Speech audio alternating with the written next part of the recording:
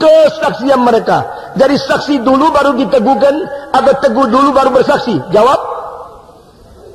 Sekali lagi, meneguhkan kesaksian itu berarti saksi dulu baru diteguhkan, atau meneguhkan dengan mujizat baru bersaksi? Bersaksi dulu bukan? Lalu Allah meneguhkan, berarti penginjilan berjalan dulu. Kalau perlu Tuhan menyatakan mujizat. Bukan berarti saya mau memakai mujizat supaya orang percaya lalu baru mengabarkan Injil. Saudara-saudara, seorang bernama Augustinus pada 1560 tahun yang lalu menulis satu kalimat, God, what they gain in their curiosity will they lost in their pride. Barang siapa yang mau lihat mujizat, curiositas, ingin tahu, lalu minta-minta mujizat, setelah mereka melihat, akhirnya mereka menjadi congkak dan kehilangan sama sekali maknanya. Saudara-saudara, begitu banyak orang yang menggebu-gebu melihat mujizat, akhirnya berapa puluh tahun lagi yang lihat, mereka sudah menjadi bosan, mereka tidak lagi curious, mereka menjadi main-main, dan mereka kembali kepada hidup yang lama.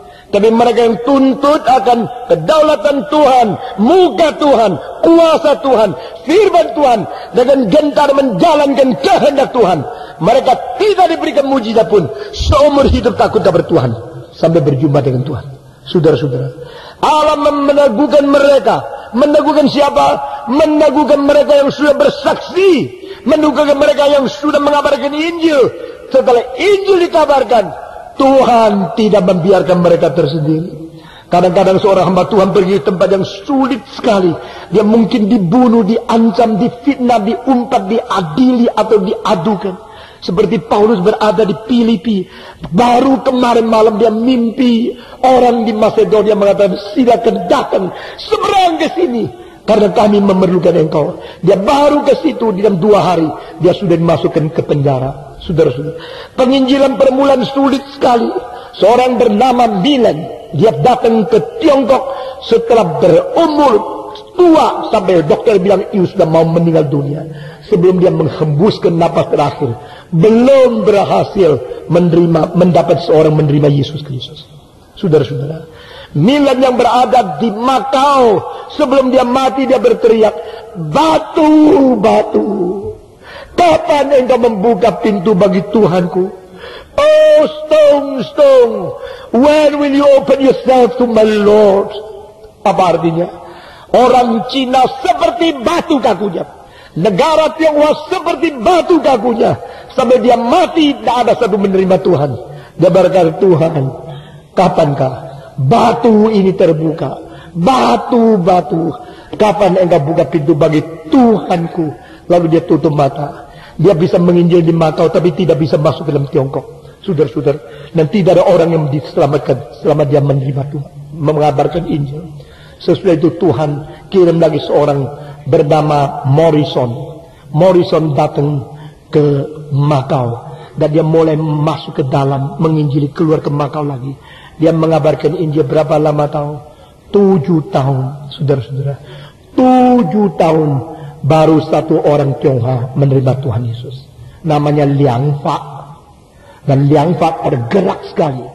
Setelah dia tergerak sekali, Yesus mati bagi orang. Ini tidak ada di Konfusianisme, ini tidak ada di Buddhisme, ini tidak ada di Taoisme, ini tidak ada di agama-agama yang lain. Dia sangat bersyukur. Lalu dia berkata, Tuhan, aku menyerahkan diri mau menjadi hamba-Mu. Caranya bagaimana? Dia cetak itu kira-kira 200 tahun yang lalu. Cetakan itu adalah pakai satu persatu manual. Buku yang berjudul yaitu Cara Menyelamatkan Dunia, Lalu dia sudah cetak buku-buku kecil, dia bagi di tengah-tengah jalan. Terimalah Yesus, terimalah Yesus. Saudara-saudara, itu permulaan Protestan berada di Tiongkok kira-kira 200 lebih sedikit tahun yang lalu. Dari Makau masuk ke Kanton. Dan susahnya luar biasa. Akhirnya mulai ada orang karena sakit disembuhkan, orang percaya dari bawahan dulu. Tidak sampai 50-60 tahun terjadi peperangan Inggris dan Tiongkok mengenai candu. Orang Inggris, pedagang-pedagang tidak tahu apa kesusahan orang misioneri yang mengabar Injil Tiongkok. Pokoknya bisa cari uang sebanyak, candu dimasukkan ke Tiongkok, bikin hancur kesehatan orang Tiongkok. Pemuda-pemudi semua makan candu seperti narkoba sekarang. Yang berdagang cuma tahu untung profit, Dan mereka tidak tahu apa yang terjadi pada bangsa, apa yang terjadi pada generasi yang muda, saudara-saudara. Dan banyak sekali yang ditipu. Pada waktu itu Tiongkok berada di dalam keadaan bahaya, ambang pintu seluruh bangsa akan hancur karena semua orang minum candu. Dan pada waktu itu mereka yang betul-betul mencintai bangsa dan negara, mereka membenci orang Kristen. Mereka mengatakan orang Kristen pura-pura. Orang Kristen kirim penginjilan untuk kita terima Tuhan bisa diselamatkan, tapi juga kirim opium, dan sesudah itu perang opium, kirim meriam. Ini pura-pura. Maka agama Kristen dibenci. Puncak kebencian terhadap kekristenan pada tahun 1920 lebih, yaitu di mana komunisme dibentuk menjadi satu partai untuk melawan semua agama, saudara-saudara kalian. Dan pada waktu tahun 1910-an di Eropa tidak ada lagi orang percaya dirasuk setan. Tidak ada orang percaya mujizat ditulis dalam Alkitab. Tidak ada orang percaya ada keberadaan setan, saudara-saudara. Mereka dipengaruhi oleh Sigmund Freud, dipengaruhi oleh Vienna School of Psychology, dan mereka mulai memikirkan bahwa di dalam kitab suci catatan-catatan mengenai rasuk setan itu semua adalah salah tafsir daripada tidak mengerti orang yang bergejala gila jiwa, saudara-saudara. Dalam buku daripada Rauschenbusch yang berjudul The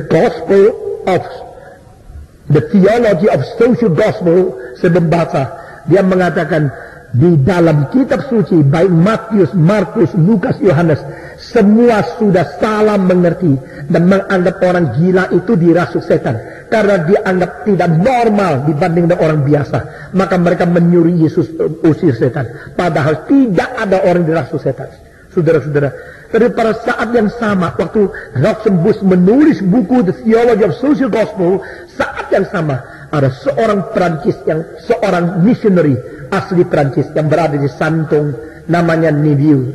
Seorang bernama Nibiu, seorang Perancis, mencatat hariannya lebih dari 120 kali dia mengusir setan keluar daripada orang. Gejala-gejalanya yang dia lihatkan persis dengan apa yang dicantumkan di dalam kitab suci. Jadi pada waktu itu barat lagi gila-gilaan sains, tidak percaya akan metafisika, tidak percaya supranatural, tidak percaya mujizat, tidak percaya Allah, lagi mati-matian menuntut dan mengejar akan evolusi dan modern science. Di situ setan sembunyi dan berkata tidak ada setan. Seluruh Eropa tidak ada percaya setan, saudara-saudara, karena modern science sudah menyelesaikan segala sesuatu. Tetapi di timur, karena belum ada modern science, di situ setan bergerak luar biasa dan Tuhan bekerja, saudara-saudara. Mengapakah di Santung terjadi pengusiran setan yang begitu banyak? Karena sangat diperlukan. Sebelum tahun 1949 di Tiongkok terjadi kebangunan luar biasa. Wang Mingtao, George Watchman Nee, lalu orang-orang seperti Witness Lee, seperti Andrew G, seperti Timothy Chow, dan seperti itu Cecil Newman Stone, orang-orang besar luar biasa dibangkitkan Tuhan, pergi ke kota-kota di sini sana mengabarkan Injil, memberitakan firman, dan membangun khususnya banyak mahasiswa-mahasiswa yang dengan tangisan menyerahkan diri menjadi hamba Tuhan. Ribuan, bahkan puluhan ribu dari Shanghai, dari Nanjing, dari Fuzhou, dari Wuhan, daripada Sichuan, dari Chongqing, dari Beijing, pemuda-pemudi menjadi orang Kristen. Tertulis seorang lawan Kristen, seorang anti-Kristen movement leader mengatakan ada gejala tidak normal di Tiongkok. Mengapa kegiatan agama begitu digemari oleh orang Kristen, oleh orang mahasiswa? Mereka tergila-gila dengan air mata menyerahkan diri untuk Yesus yang sudah mati. Kalimat-kalimat itu saya baca, saudara-saudara, dan banyak makalah melawan kekristenan. Tapi Tuhan bekerja. Tahun kira-kira 28 sampai tahun 49. Di dalam 21 tahun ini banyak mahasiswa. Waktu itu mahasiswa di Tiongkok sedikit sekali. Dan mahasiswa bisa mendapatkan uang yang banyak karena mereka mempunyai pengetahuan yang tinggi sekali. Tapi waktu itu banyak mahasiswa mendadak menyerahkan diri, tidak mau gaji yang besar. Maunya menjadi hamba Tuhan. Dikirim ke mana? Dikirim ke Qinghai, dikirim ke Gansu, dikirim ke Xinjiang, dikirim ke perbatasan Xinjiang. Mereka pergi Dan seorang yang paling waktu itu masih muda sekali menulis satu syair yang mengatakan dipersembahkan kepada penginjilan